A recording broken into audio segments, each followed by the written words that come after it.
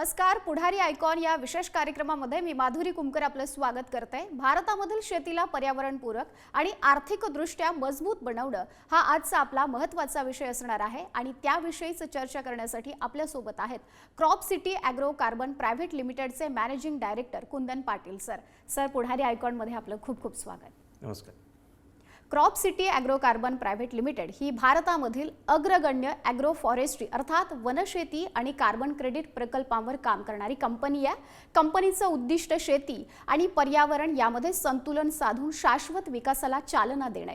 कंपनीने आंतरराष्ट्रीय मानांकनानुसार carbon credit प्रकल्प विकसित केलेले आहेत आणि हे क्रेडिट्स जागतिक कंपन्यांना विक्रीसाठी उपलब्ध आहेत. यामुळे शेतकऱ्यांना अतिरिक्त उत्पन्नाचा स्रोत निर्माण होतो. महाराष्ट्र, कर्नाटक, तेलंगणा, आंध्र प्रदेश अशा राज्यांमध्ये या प्रकल्पाचा विस्तार आहे. एकूणच या प्रकल्पाच्या संपूर्ण कामकाजाविषयी आपण कुंदन सरांकडून अगदी सविस्तररित्या जाणून घेणार आहोत. सर, आपल्या कंपनीमध्येच कार्बन या नावाचा उल्लेख आहे, तर हे कार्बन क्रेडिट म्हणजे नेमकं काय? कार्बन क्रेडिट म्हणजे जो पर्यावरणामध्ये कार्बन डायऑक्साईड आहे त्या कार्बन डायऑक्साईडमधून जो कार्बन हा कंटेंट आहे तो साठवून ठेवला जातो. त्या साठवण्याचं जे मानांकन आहे त्याला 1 टन कार्बन ज्यावेळी साठवला जातो त्यावेळी त्याला 1 क्रेडिट आपल्याला मिळतात. तर त्याला आपल्याला मल्टीनॅशनल कंपन्या ज्या आहेत त्यांना विकायचं आहे. तर ह्या सगळ्या प्रक्रियेमध्ये जे त्यांनी जे काही मूल्य ठरवलेलं आहे तर ते 1 टन कार्बन म्हणजे 1 क्रेडिट असं ठरवलेलं आहे. मग आता यामध्ये सामान्य शेतकऱ्याला यामधून कसा फायदा होतो? आता याच्यामध्ये काय आहे की शेतीमध्ये आजकालची शेती सगळी पूर्णपणे पर्यावरणावरती अवलंबून आहे. पर्यावरणाचा जो समतोल ढासळतोय त्यामुळे शेतीमध्ये अनिश्चितता जी आलेली आहे तर त्याला आपल्याला आपण जे शेती करतोय त्याच्या पद्धतीमध्ये बदल करणं गरजेचं आहे. त्याच्यामध्ये रिजनरेटिव्ह फार्मिंग आहे ज्याच्यामध्ये आपल्याला जमिनीची धूप थांबवता येते, वनशेती आहे, फळझाडं आहेत. अशा विविध माध्यमातून आपल्याला आपल्या शेतीमध्ये नवीन बदल करणं गरजेचं आहे आणि त्याच्या माध्यमातून हे करत असताना जो पर्यावरणातला जो काही कार्बन डायऑक्साईडचं प्रमाण आपण कमी करतोय ते साठवल्यामुळे अधिकचा नफा आपल्याला कार्बन क्रेडिटच्या माध्यमातून कमवता येऊ शकतो. मग वनशेती आणि पारंपरिक शेती याच्यामध्ये नेमका काय फरक आहे?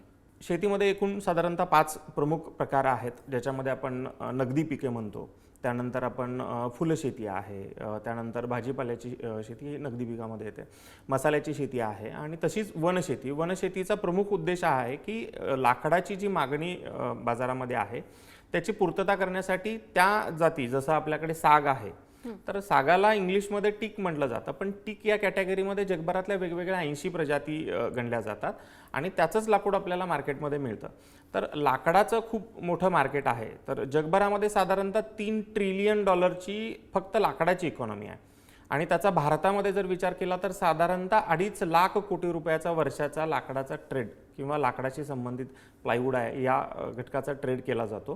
तर खूप मोठं मार्केट भारतामध्ये आहे आणि यातला सगळ्यात महत्त्वाचा मुद्दा काय आहे की 90% लाकूड, भारत हा कृषीप्रधान देश आणि या कृषीप्रधान देशामध्ये लाकूड 90% आपण आयात करतोय.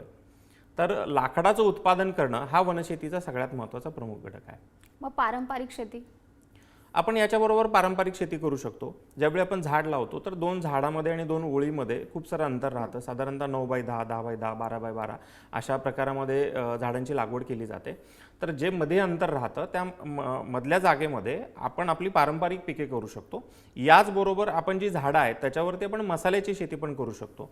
आमचे काही शेतकरी काळी मिरी आहे, खऊचं पान आहे, दालचिनी, वेलदोडा अशा प्रकारची पिकं ही झाडावरती घेतली जातात. त्यामुळे आपण आता मल्टीलेयर फार्मिंग नवीन जे काही कन्सेप्ट आलेले आहे त्याच्यामध्ये आपल्याला प्लास्टिक आणि ह्या सगळ्या गोष्टीचा, स्टीलचा वापर करावा लागतो, ॲल्युमिनियमचा. त्याच्याऐवजी जर शेतकऱ्यांनी अशा पद्धतीने शेती केली तर त्याचा इन्फ्रास्ट्रक्चरची कॉस्ट कमी येईल. म्हणजे आता मी बरेच यूट्यूबवरती वगैरे व्हिडिओ बघितले ज्याच्यामध्ये लोक काय करतात की कॉन्क्रीटचे पिलर करतात आणि त्याच्यावरती काळी मिरी घेत आहेत. तर तसं न करता झाड लावलं तर झाडाचा लाकडाचा उपयोग होईल, कार्बन क्रेडिटचा ॲडिशनल बेनिफिट मिळेल आणि अनेक वर्ष म्हणजे कॉन्क्रीटच्या पिलरची एक ड्युरेबिलिटी आहे, एक साधारणतः 10-15 वर्ष, 20 वर्ष तो टिकू शकतो. झाड 100 वर्षापर्यंत चालतं. त्यामुळे त्याच्यावरती पुन्हा आपल्याला आणखीन पिकं घेता येऊ शकतात. तर माझं म्हणणं आहे की शेतकऱ्यांनी अशा पद्धतीने वेगवेगळ्या पिकांचा वापर आपल्या शेतामध्ये केला पाहिजे. मग भविष्यामध्ये यातला कोणता मॉडेल जो आहे तो अधिक टिकाऊ ठरू शकतो? जसं मी आता सांगितलं की वनशेतीबरोबर इतर पिकांचा जर अवलंब केला कारण मधल्या जागेमध्ये तुम्ही फुलशेती करू शकताय, झाडांच्या बरोबर आपण मसाल्याची शेती करू शकतोय आणि ह्याच्यामध्ये 3 टप्प्यावरती आपल्याला उत्पन्न मिळत आहे. जसं की आपण कॅश क्रॉप केला आतमध्ये मधल्या जागेमध्ये, तर त्याचं आपल्याला 6 महिन्यांनी वर्षाला उत्पन्न मिळत जाईल.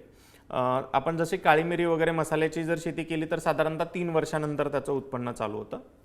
लाकडाचं जे उत्पन्न आहे ते साधारणतः 15-20 वर्षाच्या कालावधीमध्ये येतं आणि साधारणतः 5 वर्षानंतर आपल्याला कार्बन क्रेडिटचा याच्यामध्ये फायदा होऊ शकतो.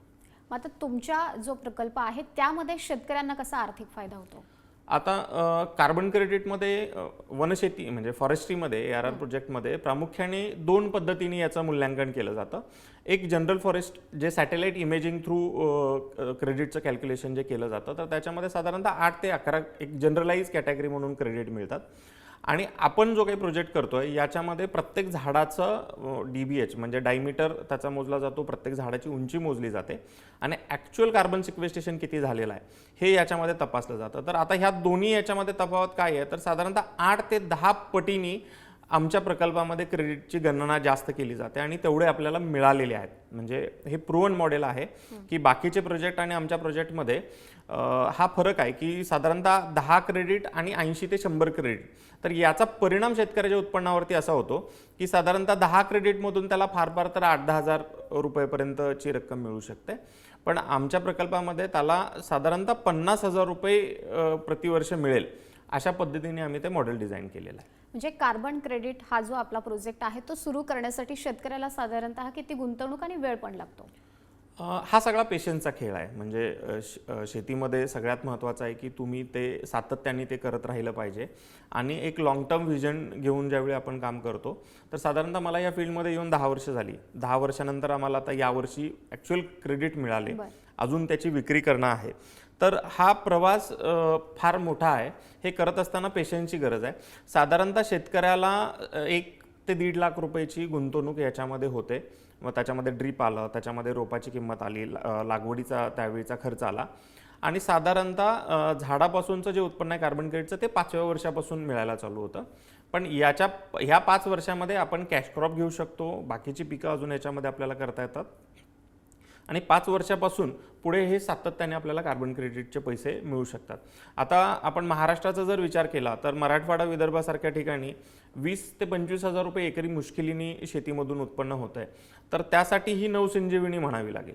मग तुमच्या कंपनीने आतापर्यंत साधारणतः किती क्षेत्रावरती वृक्ष आम्ही लागवड साधारणतः 8 राज्यांमध्ये 6,000 एकरपेक्षा जास्त क्षेत्रावरती वृक्ष लागवड केली आहे आणि येणाऱ्या नजीकच्या काळामध्ये आणखीन आम्ही 3 ते 4,000 एकरवरती वृक्ष लागवड करतोय. महाराष्ट्र, कर्नाटक, आंध्र, तेलंगणा या राज्यामध्ये प्रामुख्याने लागवड आहे. अगदी आम्ही अरुणाचल प्रदेशमध्ये सुद्धा लागवड केलेली आहे. हे जे कार्बन क्रेडिट आहे सर, याची प्रक्रिया कशी आहे थोडी सविस्तर? याच्यामध्ये काय आहे की एकटा शेतकरी 5-50 एकर 100 एकरचा जर प्रोजेक्ट करायचा म्हटला तर तो कमर्शियली व्हायबल होत नाही. कारण त्याचं काय आहे की याच्यामध्ये आपल्याला कन्सल्टंटची आवश्यकता आहे, त्याचे फी आपल्याला द्यावी लागते. दुसरी गोष्ट, ज्या रजिस्ट्रीमध्ये आपण हा प्रोजेक्ट रजिस्टर करणार आहे त्या रजिस्ट्रीच्या काही खर्च आहेत, जसं रजिस्ट्रेशन कॉस्ट आहे, इश्युअन्स कॉस्ट आहे. पुन्हा ज्यावेळी हे ऑडिट होतं त्यावेळी ते थर्ड पार्टी ऑडिट आहे, तर त्या ऑडिटरची फी आहे. तर ह्या अनेक टप्प्यांवरती याच्यामध्ये खर्च आहे. तर याच्यामध्ये सगळ्या शेतकऱ्यांनी, म्हणजे काय आहे की फॉरेस्ट वनशेतीमधला साधारणतः 1,000 एकरपेक्षा जर मोठा प्रोजेक्ट असेल तरच तो कमर्शियली व्हायबल होतो. तर शेतकऱ्यांनी एकत्र येऊन जर एकसारखी प्रॅक्टिस सगळ्यांनी अवलंबली तर त्याच्यामध्ये जास्तीत जास्त क्रेडिट मिळून त्याच्यातून खऱ्या अर्थानं नफा मिळायला मदत होईल.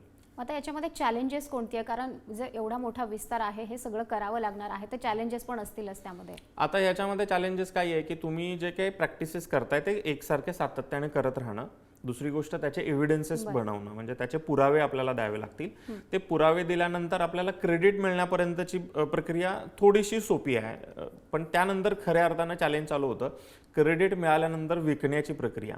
जर तुमच्याकडे योग्य लोक विक्रीच्या प्रक्रियेमध्ये जर नसतील तर तुम्हाला क्रेडिट मिळूनही फायदा नाही आहे. कारण पैसे त्याच वेळी मिळणार आहे ज्यावेळी क्रेडिट कोणती तरी कंपनी आपल्याकडून विकत घेणार आहे.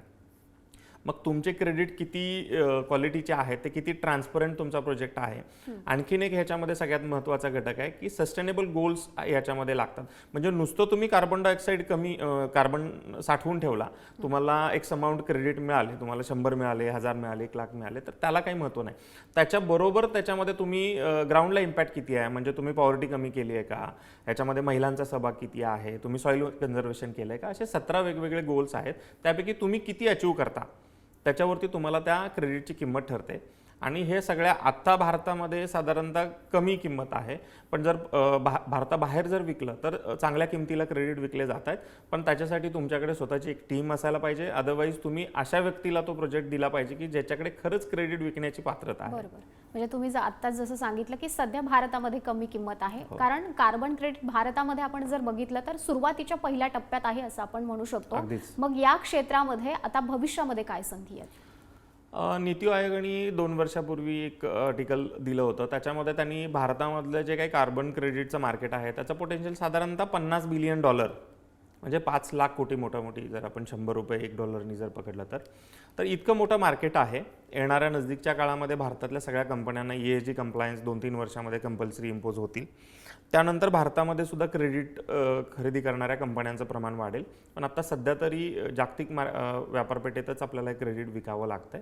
तर नजदीकच्या काळामध्ये कार्बन क्रेडिटचं मार्केट खऱ्या अर्थानं चांगलं असेल. पण आपण प्रोजेक्टमध्ये काय करतोय आणि त्याची ट्रान्सपरन्सी आणि सस्टेनेबल गोल्स काय आपण घेतोय हे सगळ्यात महत्त्वाचं आहे की ते जर नसतील तर कोणताही प्रोजेक्ट सस्टेन होणं शक्य नाही. सर, आपण आत्ताच्या घडीला बदलती जीवनशैली सगळ्या गोष्टी बघितल्या आणि ग्लोबल वॉर्मिंग हा सुद्धा महत्त्वाचा विषय बघितला. तर आपला जो प्रोजेक्ट आहे त्याच्यामध्ये पर्यावरणावरती आणि ग्रामीण अर्थव्यवस्थेवरती कसा सकारात्मक परिणाम झालेला आहे? आपण शासन ज्यावेळी एखाद्या कार्यक्रमासाठी आपल्याला सबसिडी देतं ती एकदाच देतं. बरं. आपल्याला त्याच्यानंतर परत काही त्याच्यातून पैसे मिळत नाहीत. आपल्याला ते उत्पादन घडवून त्या उत्पादनातूनच पैसे कमवावे लागतात. तर सोप्या भाषेत समजायचं झालं तर ही एक प्रकारची सबसिडी आहे. कारण ट्रिटी देशाच्या सरकारनेच साईन केलेली असते. साधारणतः 192 देशांनी ही ट्रिटी साईन केल्यानंतर कार्बन क्रेडिट ही संकल्पना आली. तर याच्यामधून आपल्याला दरवर्षी पैसे मिळू शकतात आणि ह्या पैशाचा वापर आपल्याला आपल्या कार्यक्रम चालवत असताना येणारं जे एक्स्ट्रा बर्डन आहे त्यासाठी करायचं आहे. फक्त कार्बन क्रेडिटसाठी जर कोणता प्रकल्प केला जात असेल तर तो फार पुढेपर्यंत जाईल असं मला वाटत नाही. कारण त्याच्यामध्ये त्या उत्पन्नाच्या आधारावरती शेतकरी जिवंत राहू शकत नाही. सर, मगाशी पण बोलताना तुम्ही जो एक उल्लेख केलेला की भारतामध्ये कमी प्रमाणामध्ये आहे सध्या, मग भारताबाहेर काय स्थिती आहे या प्रकल्पाची? साधारणतः $5 ते $50 पर्यंत ARR म्हणजे एफॉरेस्टेशन रिफॉरेस्टेशन वनशेतीमधून जे येणारे क्रेडिट आहेत ते विकले जात आहेत. भारतामध्ये साधारणतः $200 ते $800 ही किंमत आहे. आणि मागणी खूप मोठी आहे. मागणीच्या तुलनेमध्ये पुरवठा फार कमी आहे आता सध्या तरी. येणाऱ्या काळामध्ये हा वाढत जाईल. मग आता सगळ्यात महत्त्वाचा प्रश्न हा पण उपस्थित होतो की सरकारकडून किंवा पॉलिसी लेवलवरती असेल, तुम्हाला काय बदल अपेक्षित आहेत? अगदी सविस्तर सांगा. काय आहे, 2000 साली हे मेकॅनिझम सगळं आलं आणि 2025 उजाडलं साधारणतः भारतामध्ये याबाबतची पॉलिसी तयार करण्यामध्ये. आपण ट्रिटी साईन केली होती, पण जे फ्रेमवर्क देशामध्ये जे पाहिजे होतं ते 25 वर्षाचा काळ साधारणतः याच्यामध्ये गेला. आणखीन 2-3 वर्षाचा काळ याच्यामध्ये जाईल. अगदी मागच्या महिन्यामध्ये शासनाने याबाबतचं जे काही पोर्टल आहे ते उपलब्ध करून दिलं आहे. अजून त्याच्यावरती ॲक्टिव्हिटी अशा काही चालू नाही आहेत. तर येणाऱ्या काळामध्ये याची गती वाढवणं सरकारने गरजेचं आहे. राज्य शासनाने याच्यामध्ये लक्ष घालून ज्या काही मोठ्या कंपन्या आहेत जे ESG मध्ये काम करत आहेत त्यांना सपोर्ट करणं, किंवा जे असे फॉरेस्ट्रीमध्ये किंवा शेतीमध्ये जे प्रकल्प आहेत अशा प्रकल्पांच्यासाठी एखादा फोरम तयार करून त्या फोरमच्या माध्यमातून या प्रकल्प बनवणाऱ्यांचा आवाज त्या कंपन्यांपर्यंत कसा पोहोचेल यासाठीची व्यवस्था करणं खरंच गरजेचं आहे. म्हणजे पॉलिसी जर बदलली तर क्षेत्र कसं वेगानं वाढू शकतं? म्हणजे मला सांगायला दुःख होतं आहे की मी महाराष्ट्राच्या जाणत्या नेत्याकडे याबाबतचा 4 महिन्यापूर्वी मेसेज केला होता. त्यांनी मला थंब पाठवला त्या ह्याच्यामध्ये आणि 4 महिन्यानंतर मला त्याच्यामध्ये कोणतीही त्यांच्याकडून प्रतिक्रिया आली नाही. माझ्याकडे 1,10,000 क्रेडिट आहेत आणि ह्या 1,10,000 क्रेडिटचा जो येणारा नफा आहे तो साधारणतः 2,000 शेतकऱ्यांना मिळणार आहे आणि हे वर्षाला मिळणार आहे. तर शासनाकडे वेळोवेळी वेगवेगळ्या माध्यमातून आपण बोलतो, डायरेक्ट बोलतो, काही पत्राद्वारे बोलतो. तर याच्यामध्ये राज्य शासन म्हणून आता आपण ज्या मुंबईमध्ये बसलो, या मुंबईचं साधारणतः इंडस्ट्री सोडून जनरल जे इमिशन आहे ते साधारणतः 5 मिलियन टन्स एवढं वर्षाचं इमिशन आहे आणि त्याच्यापेक्षा जास्त आम्ही आमच्या प्रोजेक्टमध्ये कमी करतोय. तर अशा प्रकल्पाला प्रोत्साहन देण्यासाठी मला वाटते की राज्यकर्ते आणि प्रशासनाने थोडंसं पुढाकार घेणं गरजेचं आहे, कारण खऱ्या अर्थाने याच्यामध्ये शेतकऱ्याचा नफा आहे. अजून एक सांगायची याच्यामध्ये छोटीशी गोष्ट अशी आहे की बऱ्याच कंपन्या याच्यामध्ये येत आहेत, फॉरेन इन्व्हेस्टमेंट घेऊन येत आहेत, अन्य काही याच्यामध्ये येत आहेत. तर प्रत्यक्षामध्ये खरंच शेतकऱ्याला त्याचा फायदा होतोय का, की याचा परत CSR सारखा एक फ्रॉड होणार आहे की पैसे फिरून परत देणाऱ्याच्याच खिशामध्ये. तर असं होऊ नये म्हणून मला वाटते शासनाने वेळीच, म्हणजे वेळ गेल्यानंतर याच्यामध्ये गाईडलाईन करण्यापेक्षा वेळीच जे काही क्रेडिट मिळतील त्या क्रेडिटचा खरंच शेतकऱ्यांना फायदा झालाय का याच्यासाठीचा एक फ्रेमवर्क शासनाने करायला पाहिजे असं मला वाटतं. नक्कीच महत्त्वाचं आहे ते. जर तुम्ही मगाशी जो उल्लेख केलेला होता की आपला जो प्रकल्प आहे त्याचा विस्तार महाराष्ट्राच्या बाहेर सुद्धा आहे, आणखी तुम्हाला कुठे कुठे अपेक्षित आहे पूर्ण देशभरामध्ये, तुमचं विजन कसं आहे? आम्ही आता UP आहे, हरियाणा आहे, पंजाब आहे, या राज्यांमध्ये सुद्धा काम चालू केलंय. तर साधारणतः ज्या ठिकाणी वृक्ष लागवड केली जाऊ शकते, तर राजस्थानमध्ये काय आहे की रॉक जास्त वरती आहे, साधारणतः झाड वाढायचं झालं तर 4-5 फुटापर्यंतची तरी माती किमान पाहिजे, त्या ठिकाणी पाण्याची उपलब्धता तितकी पाहिजे. तर ज्या ज्या ठिकाणी हे करणं शक्य आहे, आता आम्ही पश्चिम बंगाल आहे, ओडिसा आहे, या पॉकेटमध्ये सुद्धा नवीन तमिळनाडू, आता आपल्याला महाराष्ट्रीयन लोकांना थोडंसं तमिळनाडू केरळावाला हा जो पॉकेट आहे तो लँग्वेज बॅरियर होतं, तर त्या ठिकाणी आम्ही तिथले लोकल असोसिएट तयार करून त्या माध्यमातून आम्ही त्या राज्यांमध्ये सुद्धा काम वाढवतोय. या मान्सूनमध्ये आम्हाला अपेक्षा आहे की साधारणतः 2,000 ते 3,000 एकर नव्याने यावर्षी प्लांटेशन होईल. वृक्ष लागवड मोठ्या विस्तारानं केली जाते, यामध्ये कोणत्या प्रकारच्या वृक्षांची तुम्ही निवड करता विशेषतः या प्रकल्पासाठी? आता आम्ही याच्यामध्ये प्रामुख्याने जी आतापर्यंत झालेली लागवड आहे ती महोगनी या वृक्षाची केलेली आहे. महोगनीमध्ये एकूण साधारणतः 24 जाती आहेत, त्यापैकी प्रामुख्याने 3 जाती भारतामध्ये बघायला मिळतात. त्याच्यामध्ये इंडियन महोगनी आहे, ऑस्ट्रेलियन आहे आणि आफ्रिकन आहे.